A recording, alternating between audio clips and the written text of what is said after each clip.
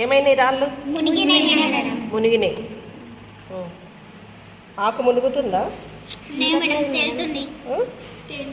టమాటా తేలిందా మునిగిందా? ఇప్పుడు ఏం వేసిండ్రు? వంకాయ. వంకాయ మునుగుతుందా తేలుతుందా? తేలిందా? ఏమైంది బెండకాయ? తేలింది. తేలిందా? ఉల్లిగడ్డ మునిగిందా తేలిందా? చెక్క ముక్క కదా, మరి చెక్క ముక్కని మన నీళ్ళలో వేద్దాం చూద్దాం, మునుగుతుందా తేలుతా చూడండి.